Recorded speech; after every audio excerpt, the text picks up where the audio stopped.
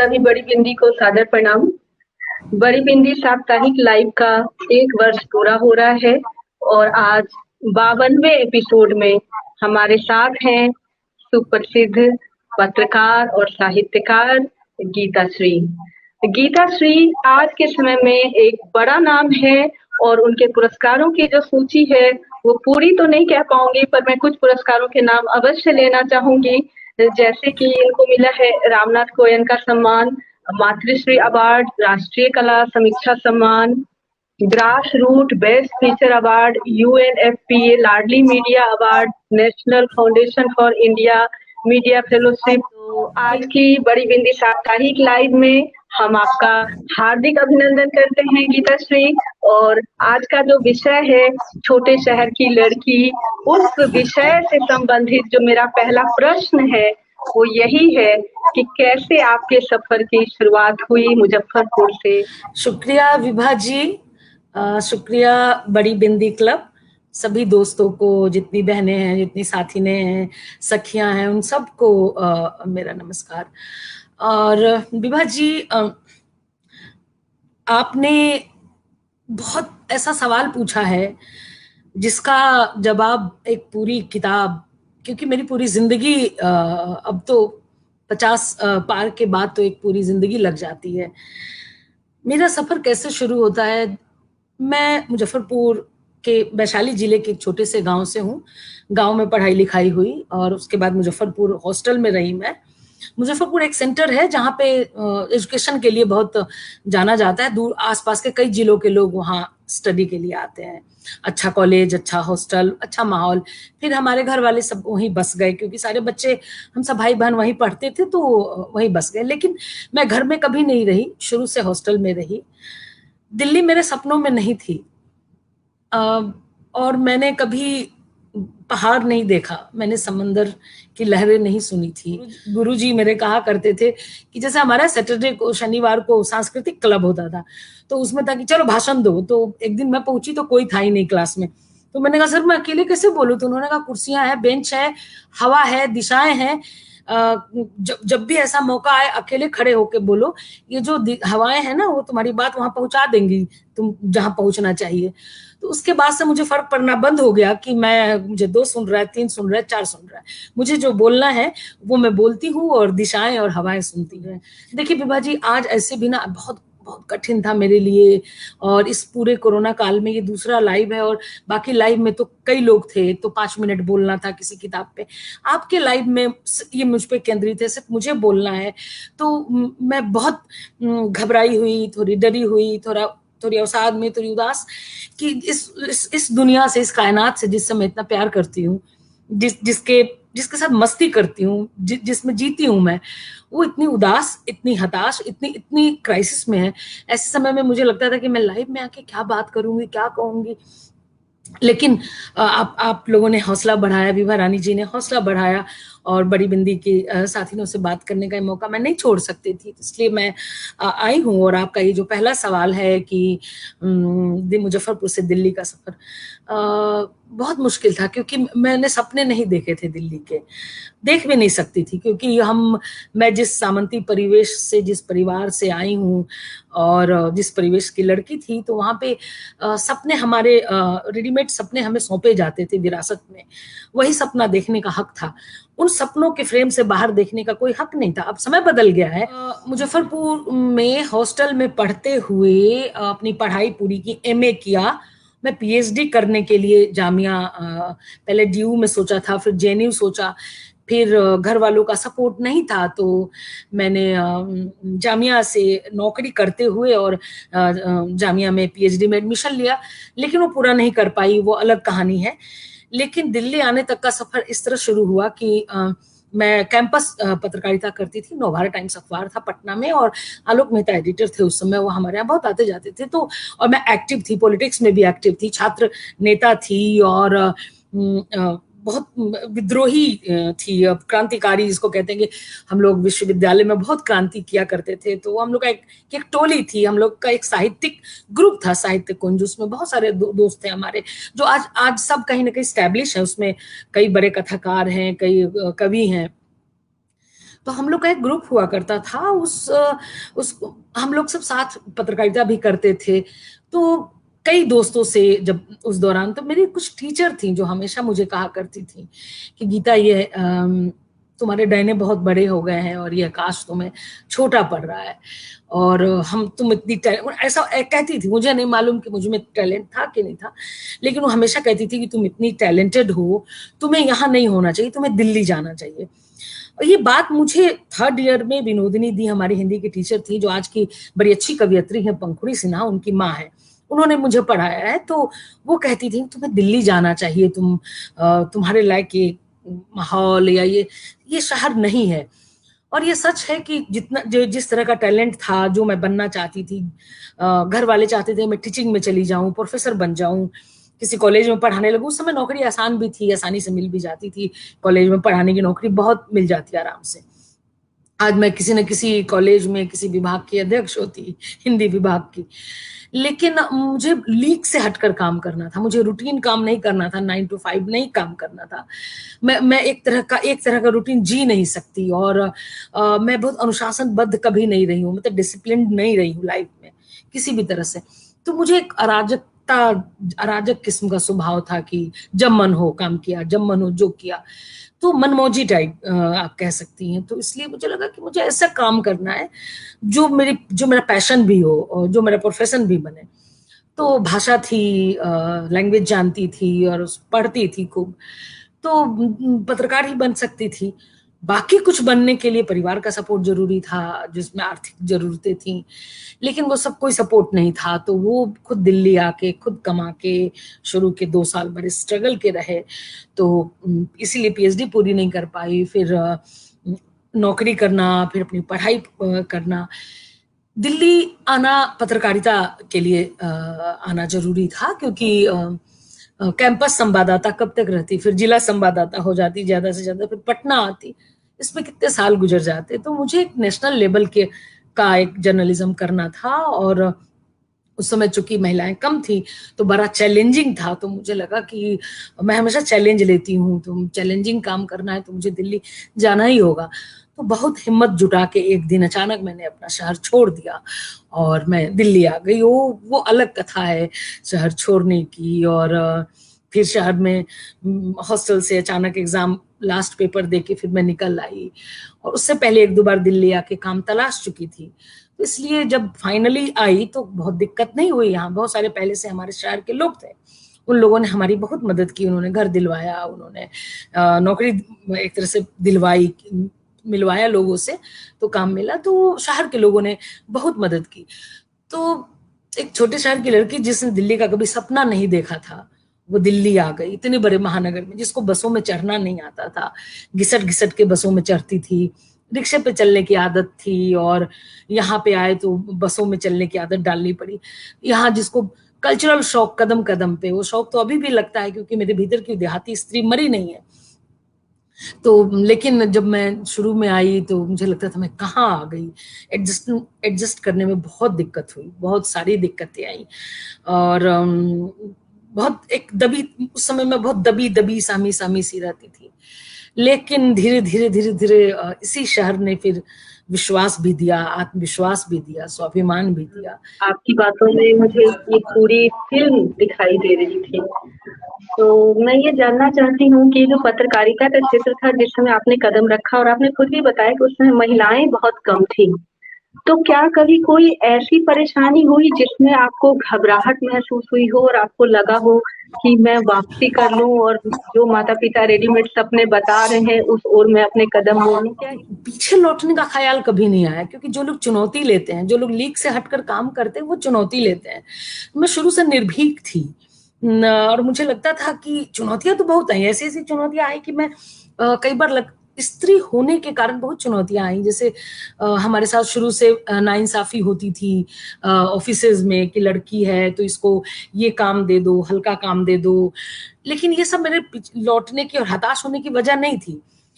Small town की थी तो लोगों को ये भी लगता था कि कुछ लोगों ने मुझे शक से देखा, संदेह से, कि ये चुनौतीपूर्ण काम कर पाएगी कि नहीं कर पाएगी, छोटे शहर से आई है, अभी भी वही वैल्यू लेके चलती है। और हम छोटे शहर वाले लोग क्या है ना कि एक वैल्यू लेके चलते हैं, उससे पीछा बहुत मुश्किल से छूटता है, जिसको आप संस्कारों की पोटली भी कह सकते हैं, जिसको एक नैतिकता भी कह सकते हैं कि हमारी एक अलग नैतिकता होती है, क्योंकि बचपन से हमें उसी माहौल में हम पले बड़े होते हैं। अब मेरी सोच बदल गई है, मेरी नैतिकताएं अलग हैं, अब मेरे संस्कार अलग हैं। रिपोर्टिंग में मुझे डाला गया, जब मैं डेस्क पे जब काम कर रही थी तो तब तक ठीक था, लेकिन जब मुझे रिपोर्टिंग में डाला गया तो मुझे बहुत दिक्कत आई। लेकिन मैं मुजफ्फरपुर में रहते हुए कई रिपोर्टिंग का काम किया था, लोकल पत्रकारों के साथ घूम घूम के मैंने, तो मुझे एक थोड़ा आइडिया था। मैंने बहुत सारी जनसभाएं कवर की थी, बहुत सारी नवभारत टाइम्स के लिए, और बहुत जगह जाती थी। नहीं भी कवर करना है तो सिर्फ ये सीखने के लिए, रिपोर्टिंग सीखने के लिए, तो मैंने बिना किसी ट्रेनिंग के फील्ड में रह के सीखा। जब मैं यहाँ आई तो लड़कियां कम थी और मुझे इलेक्शन कवरेज के लिए भेजा जाता था, तो हम लोग भर भर के चले जा रहे हैं, कभी बस में जा रहे हैं, कभी टैक्सी में जा रहे हैं, कभी फ्लाइट में जा रहे हैं। तो एक दो लड़की, कभी कभी मैं अकेली, 10-10 12-12 पुरुष, तो उन सब के बीच, लेकिन वो माहौल अलग था, अब का माहौल अलग है।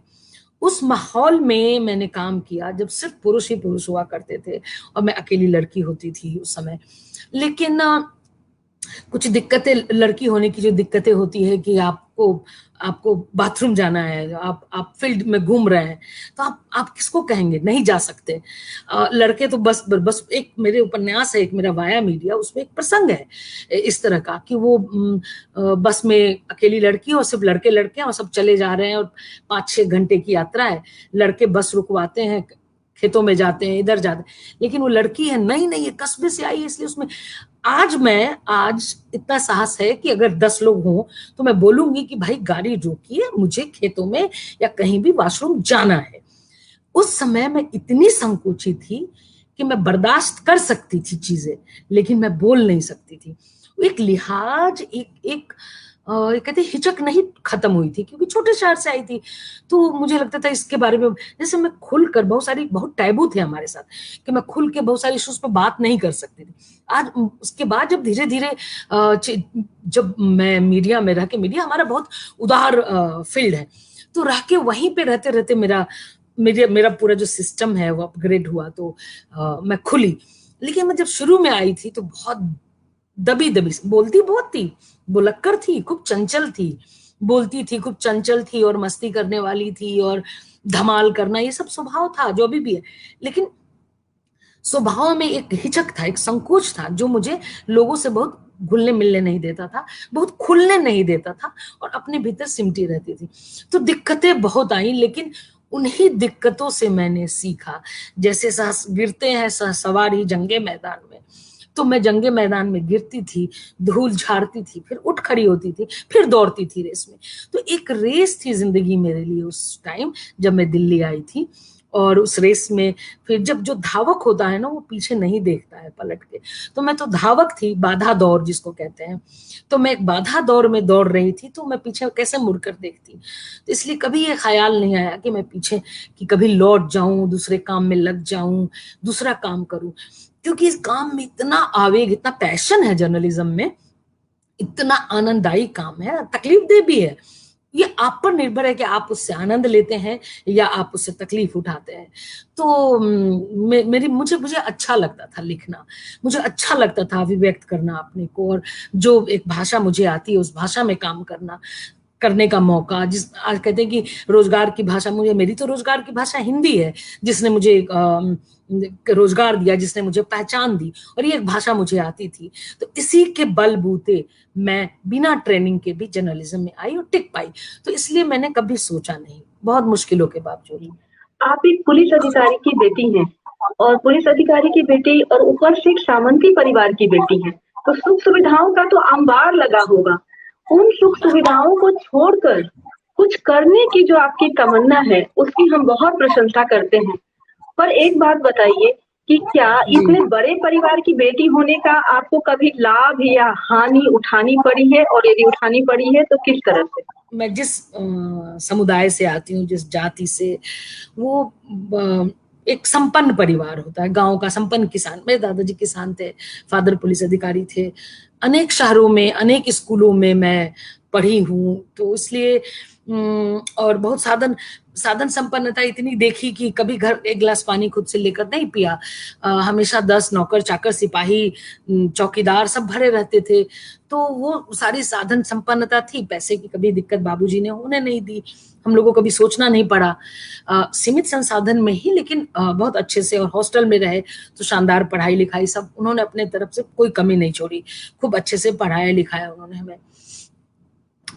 लेकिन बड़े घर की लड़कियों की एक दिक्कत होती है, हमारा जो कास्ट है जो बिहार में, उसमें पराधीन सपने सुख नाही, जो पराधीनता का जो बोध है ना, उसमें आप सपने भी सपने देखिए जो आपको, जितने आंखों की औकात इतनी बड़ी मत कर लीजिए कि आपके अपने सपने भी उसमें अखुआने लगे। तो जो सपने हम देते हैं, जो हमारा समाज जो परिवार देता है, उसी में रहिए, आप फ्रेम में रहिए। फ्रेम से बाहर जाने का तो नुकसान देखिए ये हुआ कि मेरे घर वालों ने जब मैंने फैसला लिया कि अपने से दिल्ली रहूंगी, अपना साथी खुद चुनूंगी, तो बहुत सालों तक घर वालों से संबंध एकदम कटा रहा। उन लोगों ने एक तरह से कुछ साल तक डिसोन कर दिया। लेकिन मेरे पिताजी को छोड़ के, मेरे पिताजी हमेशा मेरे साथ रहे। लेकिन बहुत सारे परिवार में भाई लोग थे जो आज जो सब मेरी जान है और जिनकी जान मैं हूँ। मतलब आज तो मेरे बगैर वो नहीं सोच सकते, उनके बगैर मैं नहीं सोच सकती। लेकिन शुरू में सबको लगता था ना कि ये पत्रकारिता क्या चीज है, और अकेली लड़की और दिल्ली में इतना बड़ा फैसला क्या कैसे करेगी। कुछ लोगों को लगता था कि किसी मतलब कुछ गलत भी सोच लिया होगा कि पता नहीं कौन है, किसके साथ गई है, किसके बहकावे में आ गई है, इज्जत चली गई। हमारे यहाँ तो लड़की चली जाए घर छोड़ के तो इज्जत चली जाती है ना। तो मुझे इज्जत से जोड़ के देखते थे, तो उनको लगता था कि इज्जत ही चली गई, इस लड़की ने तो इज्जत ले ली। और भाई बाबू साहब का परिवार है उसमें, तो मेरे चचेरे भाई बहन सब लोग एकदम से मुंह फुला के कि गीता ने इतना बड़ा विद्रोह कर दिया, इतनी हिम्मत, ये लड़की ऐसे कैसे कर सकती है। बाद में धीरे धीरे जैसे जैसे आपको सफलता मिलती है, तो आपकी सफलता बहुत सारे लोगों के संदेह को दूर कर देती है। तो धीरे धीरे जब आप सक्सेस होते हैं, सफलता बहुत जरूरी है। नहीं तो अगर आप फेल हो गए, मेरे साथ देखिए इतनी चुनौती थी कि अगर मैं फेल हो जाती, कुछ नहीं बनती, ढंग की नौकरी नहीं मिलती, ढंग की पत्रकार नहीं बनती। मुझे आज तक याद है कि आपने जिस पुरस्कार का नाम लिया, रामनाथ गोयनका पुरस्कार, जिस दिन वो मुझे पुरस्कार मिला, उसी मंच से उसी साल मेरे पति को भी मिला। तो बिहार में पटना में खबर छपी, बिहारी दंपति को मिला रामनाथ गोयनका पुरस्कार। लेकिन मेरे शहर ने, हाजीपुर और मुजफ्फरपुर ने छापा, शहर की बेटी को मिला राष्ट्रपति प्रतिभा पाटिल के हाथों रामनाथ गोयनका पुरस्कार। जब ये खबर छपी वैशाली में, हाजीपुर के सभी अखबारों में, मुजफ्फरपुर, तो गांव में मेरे भैया रहते थे, गांव में मेरे चचेरे भाई लोग जो भी, उन लोग डेली अखबार पढ़ने वाले, अखबार में पढ़ा, अरे इता अपन गीतवा है, गीतवा के राष्ट्रपति से पुरस्कार मिल रही है, फोन कर। तब तक वो लोग उतना बात नहीं करते थे मेरे से। उन लोगों ने फिर नंबर लिया मेरे अपने भैया से, नंबर लेके, गीता ऐसे बोलते हैं ना हमारे यहाँ, गीता कलेजा चौड़ा हो गेल, तू हर देख ली फोटो, खबर पढ़ ली, गर्व से ना गांव में दिखा रहे हैं घूम घूम के कि हमारी बहन दिल्ली गई थी, देखो क्या की, कितना बड़ा काम की। तो उनको ये गर्व मिला। उससे पहले उनको लगता था कि बहुत बुरा किया, इतने बड़े बाबू साहब के पोती बेटी ऐसे कैसे घर छोड़ के और अपने मन से जिंदगी जीने चली जाएगी। जो हम लोगों ने तय किया वो जिंदगी कैसे नहीं जिएगी, उसके सपने हमसे अलग कैसे हो सकते हैं, उसको अपना सपना देखने का हक किसने दिया। उसको तो 4-5 उसको शादी करनी चाहिए, 4-5 बच्चे पैदा करना चाहिए, परिवार के साथ रहना चाहिए, ज्यादा से ज्यादा बैग दबाओ, झोला उठाओ, छत्ता लो, स्कूल जाओ, पढ़ाओ, हो गया। इससे दाएं बाएं होना नहीं है। पत्रकार वो तो मर्द के काम है, ये औरत होके कैसे करते हैं। 80 या 90 के दशक के बीच में तो बड़ा फर्क था ना, औरत के काम मर्द के काम। अब भेद मिट गया ना, औरतों ने भेद मिटा दिया है कि ये कोई काम औरतों मर्दों का नहीं होता है, ये जो कर सकता है काम उसका है, काम उसी का होता है जो उसको कर सकता है।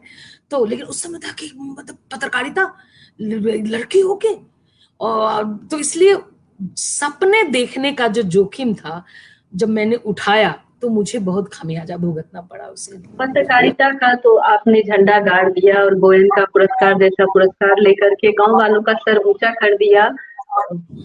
बहुत गर्व जी। होता है जब अपने घर की बेटियां ऐसा करती हैं। लेकिन साहित्य में जो आपने अपना कदम रखा, वो क्या पत्रकारिता से पहले से था या बाद में शुरू किया? और जब लिखना शुरू किया तो लेखन और प्रकाशन के बीच कितना गैप था? बहुत मैं इंटरमीडिएट में जब पढ़ रही थी तो मेरी पाटलिपुत्रा टाइम्स अखबार आता था पटना से, और मैं जानती नहीं थी। शांति सुमन दी मेरी टीचर थी, और उनके एक मुंह बोले भाई थे नचिकेता जी, कवि हैं, पटना में रहते हैं नचिकेता। तो शांति सुमन दी के भाई थे, और शांति सुमन दी की जो बेटी थी चेतना दी और मैं दोनों, उनको वो मामा जी कहती थी तो मैं भी मामा जी कहती थी। तो मामा जी जब आते थे कॉलेज शांति दी से मिलने तो मुझसे भी मिलते थे, मैं हॉस्टल में थी तो दीदी बुला लेती थी। तो दीदी का ये कविताएं लिखती है, और मैं कॉलेज में कविता प्रतियोगिता में पुरस्कार जीत गई थी। तो शांति दी ने बड़े गर्व से मिलवाया कि गीता ये कविताएं लिखती है, तो उन्होंने कहा अपनी कविताएं दो। तो मैं तो ऐसी बचकानी टाइप की कविताएं लिखती थी। तो मामा जी ने, मैंने कहा कि मैं क्या लिखूं, मैं तो बच्चा जैसा, इंटरमीडिएट 16 साल उम्र थी मेरी, तो मैं क्या लिखती थी, 16-17 रहा होगा, 16 ही था फर्स्ट ईयर में। मैंने कहा मैं क्या तो उन्होंने फिर मुझे मार्क्सवाद पढ़ाया, मजदूर और क्रांति ये सब समझाया, और उन्होंने उन्होंने मेरी दृष्टि मामा जी ने ऐसी बदली कि मुझे चांद में भी रोटी दिखाई देने लगा। कि आज पीयूष मिश्रा कहते हैं ना, एक बगल में चांद होगा एक बगल में रोटियां। उस जमाने में मामा जी ने मुझे ऐसा मजदूर और जन श्रम शक्ति और मार्क्सवाद पढ़ाया उस समय, कि मुझे उसी समय मेरी जो इश्क करने की उम्र थी, जो रूमानी उम्र थी, वो चांद में अपने महबूब का चेहरा देखने की बजाय रोटी देखने लगी थी। तो मैंने कविता लिखी है कि कुछ मजदूर वजदूर टाइप की कविता लिखी, वो कविता है नहीं मेरे पास, लिखी, और मामा जी आए तो मैंने उनको पकड़ा दी। वो कविता छप गई पाटलिपुत्र टाइम्स में। ये पहली बार मैं कथा बता रही हूँ आपको, आज तक मैंने ये बात बताई नहीं कहीं। तो मैंने मामा जी को कविता पकड़ाई, कविता पाटलिपुत्र टाइम्स में छपी, और उसके ठीक बगल में नचिकेता मामा जी के गीत छपे। फिर एक चिट्ठी आया मामा जी का कि तुम मेरे बगल में छपी हो, और वो बड़े कवि थे उस समय के, बड़े गीतकार। तुम मेरे बगल में छपी हो, मेरी बगलगीर बनी हो, इसकी रक्षा करना, इसका सम्मान करना। ये बात धस गई मेरे भीतर कि मामा जी मुझसे क्या चाहते हैं। मैं इमोशनल हो रही हूं कि मुझे लगा कि वो मुझ में कविता के बीज नहीं थे, मैं इतना साहित्य कुछ नहीं, लेकिन मुझसे ये उम्मीद की तुम मेरी बगलगीर बनी हो, इसकी रक्षा करना। तो मुझे लगा कि मुझे अपने को इनके सम्मान के लायक बनाना है। फिर मैंने शांति दी ने उस समय में मछली मरी हुई उपन्यास पढ़ा दिया उन्होंने मुझे। फिर मैंने खूब पढ़ना शुरू किया, विचारधारा समझनी शुरू की, और फिर प्रगतिशील लेखक संघ में शामिल हुई। फिर मैं प्रगतिशील लेखक संघ के सेमिनारों में जाने लगी, कैफी आजमी के साथ मंचों से काव्य पाठ किया। फिर मैं कविताएं लिखने लगी, और फिर उसी तरह की कविताएं लिखने लगी जिसमें क्रांति और ये वो मतलब एकदम दिमाग में मजदूर, एक दुनिया के मजदूरों एक हो टाइप का पूरा उसमें एकदम मामा जी की संगति में और था। तो इसी तरह की कविताएं लिखती थी उस दौरान, और कोई अखबार पटना का नहीं था जिसमें मेरी कविताएं न छपी हो। मैं खुद नहीं छपवाती थी, मैं मामा जी को देती थी और वो छपवाते थे। उसके बाद एक समय ऐसा आया कि आजकल पत्रिका है, अभी भी छपती है, तो उसमें एक नया कॉलम आता था उस समय, पहली बार का, जो पहली बार कविता लिखते हैं, क्या उस कॉलम का नाम था, वो है कटिंग मेरे पास अभी तक है। तो उसमें मैंने कविता भेजी, उसमें कविता छप गई तो खूब चिट्ठियां उठियां आने लगी। तो इस तरह से छपने का सिलसिला, फिर पत्रिकाओं में, फिर मेरी संगति हुई, फिर जानकी वल्लभ शास्त्री मिले, फिर राजेंद्र प्रसाद सिंह मेरे चाचा जी, मैं बोलती थी उनकी बेटी, और हम दोनों बचपन के दोस्त हैं, तो चाचा जी की संगति हो गई। चाचा जी भी मार्क्सवादी, तो वो नेल्सन मंडेला पे कविताएं सुनाया करते थे, तो हम लोग एकदम खून फड़कने लगता था रोज एकदम।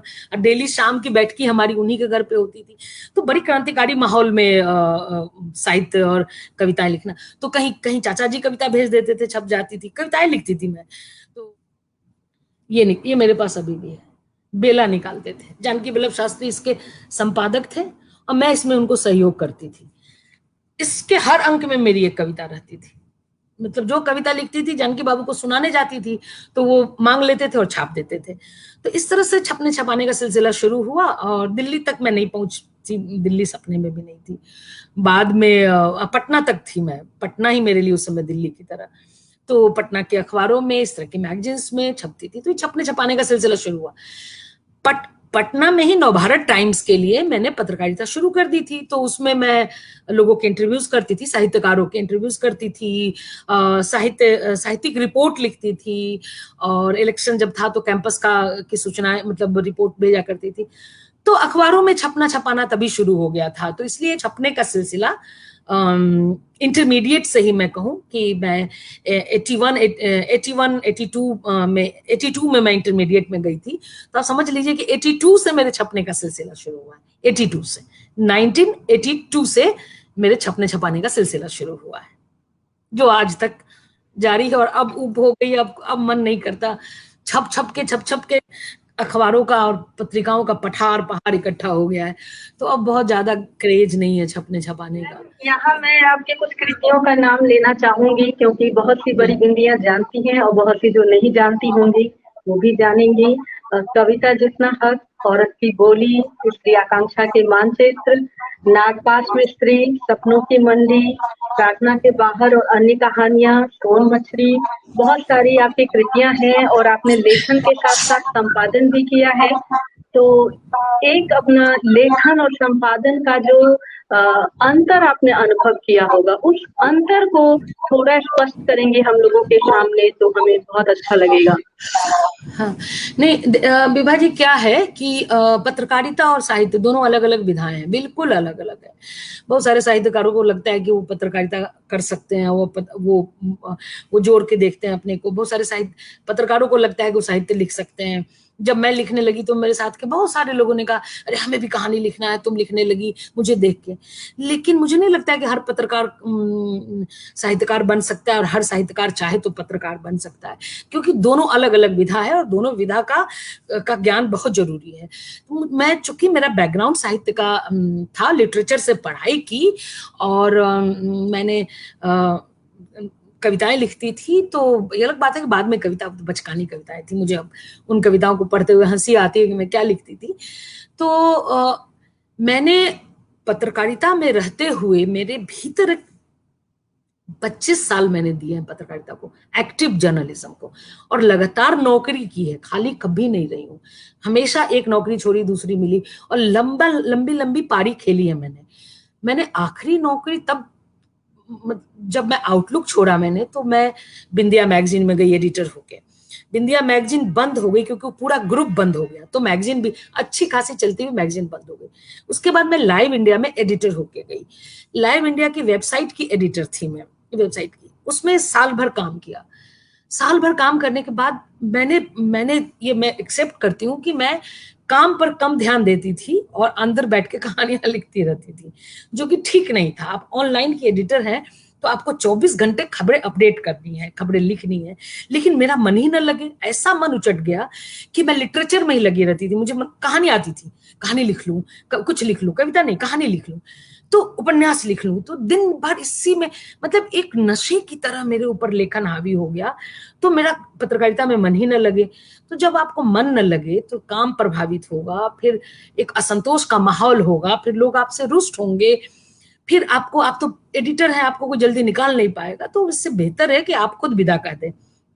एक दिन अचानक ही घर से मैंने तय किया, बिना किसी को बताए घर में, और मैं लेटर लिख के मैंने भेज दिया कि मैं नहीं कर पाऊंगी, क्योंकि मुझे अच्छा नहीं लग रहा था। मुझे खुद से बेईमानी लग रही थी कि मेरी 40 लोगों की टीम थी, 40 लोगों को हेड कर रही थी, सबको मैं काम बता रही हूँ, मैं खुद कुछ भी नहीं कर रही हूँ, जबकि ऑनलाइन एडिटर को बहुत काम करना पड़ता है। तो बल्कि मैगजीन में ज्यादा राहत थी, मैगजीन में इतनी छूट थी कि मैगजीन के दौरान मैंने उपन्यास लिख लिया, कहानी संग्रह लिख लिया, लेकिन ऑनलाइन में एकदम टाइम ही नहीं था, तो मैं नहीं एडजस्ट कर पा रही थी, तो मैंने छोड़ दिया। उसके बाद मेरी नौकरी करने की कोई इच्छा नहीं हुई। इसलिए नहीं हुई, नौकरी की तो जरूरत होती तो मैं करती, लेकिन नौकरी कभी भी मेरे लिए ब्रेड एंड बटर नहीं रही, इसलिए मैंने नौकरी नहीं की। घर परिवार का सपोर्ट था, तो इसलिए मैंने नौकरी में ये रिस्क ले सकती थी कि नौकरी न करूं। और चूंकि मैंने देख लिया कि आने वाले दिनों में जर्नलिज्म बदल रहा है, डिजिटल में शिफ्ट हो रहा है, डिजिटल में बहुत डिमांडिंग है, और मुझे लिटरेचर की तरफ जाना है, और लेखन बिल्कुल अलग चीज है, और लेखन को बचाना है तो मुझे जर्नलिज्म को साइड करना पड़ेगा। इसलिए मुझे फैसला लेना पड़ा, ये फैसला लिया। और मैंने, एक है ना कि चित्रा देसाई मेरी दोस्त है, उनकी कविता आजकल मैं अपने मन का करती हूँ, तो मुझे अपने मन का करना था और लेखन मेरे मन का काम था।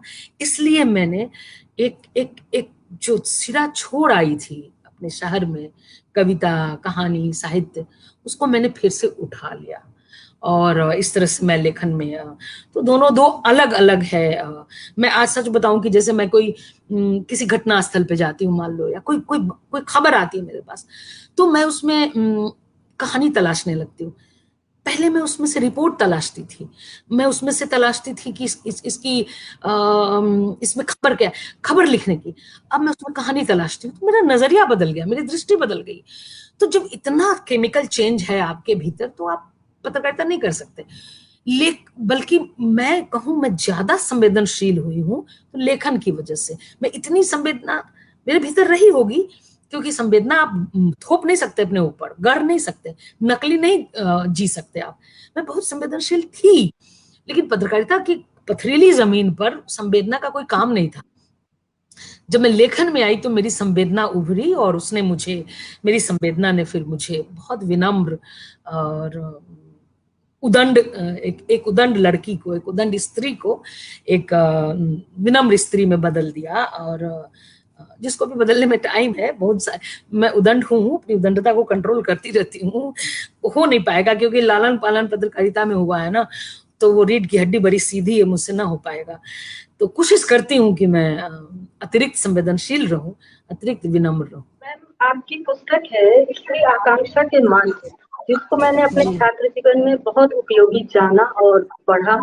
और आज जब मैं पढ़ाने लगी हूँ तो मैं छात्रों को सजेस्ट करती हूँ कि ये पुस्तक आप पढ़ें। क्या जब आप ये पुस्तक लिख रही थी तो क्या आप युवा पीढ़ी के लिए लिख रही थी? क्या ऐसी कोई योजना थी आपकी कि ये युवाओं के लिए मार्गदर्शक होगा, या अनायास ही युवाओं के लिए ये उपयोगी और प्रेरणादायी हो गया? क्या हुआ मैम? यार, मेरी पहली किताब है वो, स्त्री आकांक्षा के मानचित्र मेरी पहली किताब है। और उससे पहले किताब के बारे में नहीं सोचा था, मैं आउटलुक में काम करती थी, लेकिन उसमें जो रचनाएं हैं, कुछ आउटलुक में छपी हैं, कुछ सहारा में छपी हैं, कुछ अलग अलग। वो हुआ ये था कि साहित्य में स्त्री विमर्श का दौर चल रहा था, इधर अखबारों में भी पैरेलल चल रहा था विमेन डिस्कोर्स, और जो पत्रकारिता में महिलाओं के लिए एक जो द्वार खुले, और एक एक विमेन बीट की तरह, जैसे कांग्रेस, बीजेपी, छोटे छोटे दल, ये बीट होता था, मुस्लिम बीट, दलित बीट, उसी तरह से विमेन एक बीट हो गई, जिसमें महिलाओं को रखा जाता था कि ये विमेन वाला एरिया कवर करेगी। तो हम लोग को, मैं जहां भी रही, मुझे विमेन बीट दिया जाता था कि विमेन बीट करेगी। तो करने से हुआ क्या कि मैं महिलाओं से ज्यादा उनके बीच उठने बैठने लगी, उनके संगठनों में, उनकी प्रॉब्लम्स में, फील्ड में जाने आने लगी। फिर उसी दौरान मैंने कुछ सोशल इश्यूज पे फेलोशिप भी अप्लाई किया, वो भी मिला। उससे ये हुआ कि मुझे बहुत सारी प्रॉब्लम्स जानने का मौका मिला। मेरी दृष्टि अचानक बड़ी हुई, उदार हुई, कि मैं बहुत संकीर्ण सोच लेकर आई थी अपने यहाँ से। मेरी चेतना उतनी जागरूक नहीं थी, मैं स्त्रियों के अधिकारों को लेकर कुछ ज्यादा नहीं जानती थी। और जो समाज, जो घर में मैंने अपने देखा था, और जो मैंने यहाँ आके दृष्टि मेरी बनी, तो मुझे लगा कि हम लोग कितने कितने संकीर्ण माहौल में, और कितना स्त्रियों को लेकर दोयम दर्जे का, पहले मुझे लगता था कि नॉर्मल है, मतलब स्त्रियों के साथ जो हमारा समाज व्यवहार करता है, गैर बराबरी का, उनको हाशिए पे रखता है, ये नॉर्मल है। लेकिन जब मैं महिला बीट करने लगी, कवर करने लगी, तो मुझे लगा कि नॉर्मल नहीं है, ये तो अत्याचार है, ये तो गुलामी है, ये तो शोषण है, जो सदियों से स्त्रियों को चटा चटा के उनको खिलाया गया है, और उनका शोषण हो रहा है, और स्त्रियों को पता ही नहीं कि वो शोषित हो रही है। मुझे ही नहीं पता था मैं शोषित हो रही थी उस घर में या उस समाज में। तो मेरी दृष्टि बड़ी हुई, मेरी दृष्टि उदार हुई, तो मैंने लिखना शुरू किया। बल्कि मैं कहूँ कि लेस्बियन पर एक लेख है उसमें, तो मैं इंटरमीडिएट तक, जब मछली मरी हुई पढ़ने से पहले तक, मैं सोचती थी कि मेरे हॉस्टल में बहुत सारी फ्रेंड्स थी इस तरह की, तो मैं उन्हें खराब नजर से देखा करती थी कि क्या है, इसे क्यों करती हैं, नेचुरल नहीं है, नॉर्मल नहीं है। लेकिन जैसे जैसे मेरी दृष्टि बड़ी हुई और मैंने ऐसी लड़कियों से बातचीत की, उनके करीब गई, उनको समझा, तो मैं कितनी गलत थी, क्योंकि मेरी सोच, मैं छोटे शहर से आई थी, तो वो उसी तरह की संकीर्ण सोच थी, मैं बहुत बड़ा सोच नहीं सकती थी। फिर मुझे लगा ये तो नॉर्मल है, तो नेचुरल है। फिर मैंने उनके पक्ष में लिखा, तो इस तरह की बहुत सारी प्रॉब्लम्स मैंने डील की उस दौरान, जो उस किताब में है, कि जो मुझे पहले लगता था कि अजीब है, मुझे लगा ये नेचुरल है। और स्त्रियों की प्रॉब्लम्स को ढूंढ ढूंढ के, स्त्रियों की, चाहे प्रौढ़ हो, यंग हो, एजेड हो, जिस तरह की औरतें थी, उनके बीच में उठना बैठना, उनसे बातें करना, उनके दिल में उतरना, वहां से उठा उठा के प्रॉब्लम्स डील करना। तो वो सारी प्रॉब्लम्स मैंने डील की, और डील करके फिर जगह जगह अखबारों में छपा। उसके बाद फिर मैंने महेश भारद्वाज हैं सामयिक प्रकाशन के, वो मेरे ऑफिस बहुत आते जाते थे, वो मेरे एडिटर के मित्र थे, हमारे भी मित्र बने बाद में। उन्होंने बहुत जिद किया कि तुम इतना अच्छा लिख रही हो, इन सबको एक किताब के रूप में लाओ तो अच्छा रहेगा। अखबारों में छपा, पता नहीं हाथ पोंछ के लोगों ने फेंक दिया, क्या किया, कौन संग्रह रखता है। किताब तो लाइब्रेरी में रहेगी, लोगों के पास रहेगी, एक संदर्भ ग्रंथ की तरह रहेगी, तुम किताब बनाओ। उन्होंने बहुत जिद की। आज मैं उनको थैंक यू कहना चाहती हूँ कि उन्होंने बहुत जिद की। तो मैंने फिर सबको इकट्ठा किया, फिर एक किताब की शक्ल बनाई, और उन्होंने वो बिना शर्त उन्होंने वो किताब छाप दी कि मैं छापूंगा। मैंने कहा छापेगा कौन, किसको कहूँ। हालांकि मैंने कभी कोशिश नहीं की कि छपने की, कि मैं किसी से कहूँ, तो मुझे तो छपने की कभी दिक्कत नहीं रहती, ना आज है। तो लेकिन वो महेश जी ने जिद करके वो किताब छापी, और इस तरह से मेरा, जो लोग आज वीमेन डिस्कोर्स करते हैं, जिन इश्यूज पे महिलाएं आज बात करती हैं, उस सब इश्यूज को मैं स्त्री आकांक्षा के मानचित्र में डील कर चुकी हूँ, उसमें बोल चुकी हूँ, लिख चुकी हूँ। आज आज मैं फिर कहूंगी तो अपने को दोहराऊंगी। मैं जानना चाहूंगी कि आपकी भावी योजनाएं क्या हैं इस वक्त? हाँ हाँ, भावी योजना है यार, मेरा मन बहुत छटपटाता है कई चीजों के लिए। लगता है कि उपन्यास तो लिख ही रही हूँ, कहानी संग्रह भी लिख रही हूँ, मैं संस्मरण की किताब लिख रही हूँ इन दिनों, यात्रा पे किताब लिख रही हूँ, यात्रा वृतांत आने वाला है मेरा, और संस्मरण पे किताब लिखूं, मतलब शुरू किया है, बीच बीच में लिखती रही हूँ। तो सबको सबको का संकलन करूंगी। भावी योजनाओं में मेरा ट्रेवल राइटर बनने का बहुत मन है, कि जिससे मैं घूम घूम के लिखूं, खूब घूमूं, बैग उठा के चल दूं, कहीं घूमूं। मतलब दिमाग इस माहौल में, जो 2 साल पहले तक मैं सोचती थी, वो इन 2 सालों में अब नहीं सोचती हूँ।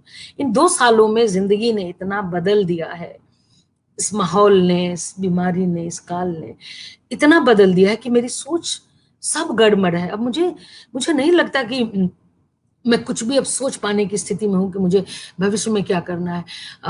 मैं बताऊं कि 2 महीना 3 महीना पहले मैंने बड़ी तैयारी की थी कि अप्रैल में मेरे भांजे की शादी है, और मैंने शॉपिंग की और पूरी तैयारी की। सब जिस परिवार में शादी थी, उस परिवार में सबको कोरोना हो गया, पूरा सब कुछ रद्द हो गया।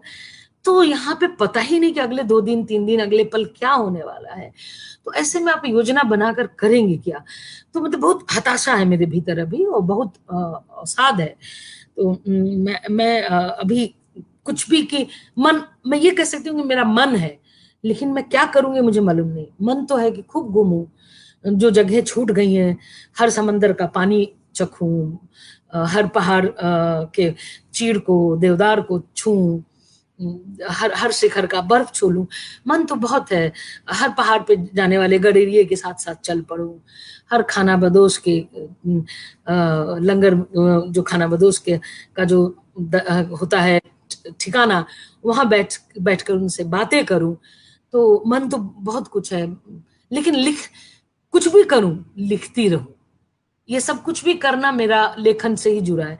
मैं कुछ भी ऐसा करने की नहीं सोचती हूँ जिससे मेरा लेखन छूट जाए। घूमूंगी तो भी लेखन करूं, पहाड़ पे जाऊं तो भी करूं, समंदर किनारे जाऊं तो मैं लिखती रहूं। चाहे डायरी हो, संस्मरण हो, कहानी हो, कुछ भी हो, कुछ भी हो, लेखन ना छूटे। बस जब तक जिंदा रहूं लिखती रहूं। मैं लिखना चाहती हूँ बहुत। लेखन एक पनाहगाह है, एक विश्राम स्थल है, एक मेरे लिए मुंह छुपाने की एक जगह है, जहां मैं पूरी दुनिया से थक के, हार के, टूट के, कहीं नहीं तो वहीं जाके आराम महसूस करते हैं। पेंडेमिक का दौर चल रहा है, चारों ओर दहशत और दुख का माहौल है, लेकिन इस भयावने माहौल में भी ग्रुप संचालक विभा रानी जी का ये मानना है कि अपना जो ये साप्ताहिक लाइव है, इसके साथ हम चलेंगे और हमारी वक्ता आएंगी। हम सब एक सकारात्मकता का संचार करने का एक प्रयास कर रहे हैं और इस प्रयास में हमारी बड़ी बिंदियों का पूरा सहयोग मिल रहा है, हमारी वक्ताओं का सहयोग मिल रहा है और इसी सहयोग के कारण मैम, आज आपके सहयोग के कारण ये 52वां एपिसोड पूरा होता है।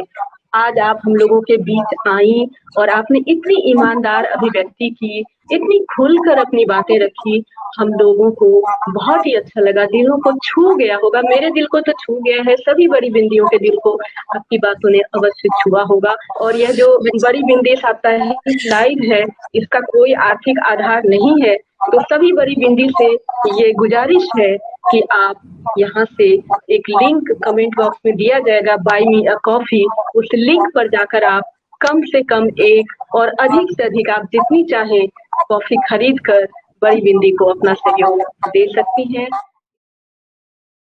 इस कार्यक्रम में शामिल होने के लिए गीता श्री मैम, आपका हम हृदय से आभार व्यक्त करते हैं और इस ग्रुप में सदैव साथ रहने के लिए सभी बड़ी बिंदियों का आभार करते हैं और विभा रानी दीदी को इस ग्रुप का निर्माण करने के लिए और इसका सफल संचालन करने के लिए और कदम कदम पर हम सबका साथ देने के लिए हम दिल से आभार और धन्यवाद व्यक्त करते हैं। सभी को मेरा प्रणाम। आप सबका दिन शुभ हो और हम सभी इस महामारी का मुकाबला कर सके और ईश्वर से यही प्रार्थना है कि सबकी रक्षा हो। नमस्कार। एक शेर के साथ कि आदम गोंडवी का एक शेर सुनाती हुई चलती हूँ। आज शेरो शायरी हुई नहीं, मैं तो लाइव में खूब शेरो शायरी करती हूँ, हुई नहीं इसलिए सुनाते चलूं कि यूं खुद की लाश अपने कंधे पर उठाए हैं, ए शहर के वाशिंदों हम गांव से आए हैं। नमस्कार। शुक्रिया, क्या बात है विभा रानी, शुक्रिया विभा कुमारी जी, बहुत बहुत धन्यवाद। बहुत बहुत धन्यवाद मैम, सभी को मेरा प्यार भरा प्रणाम।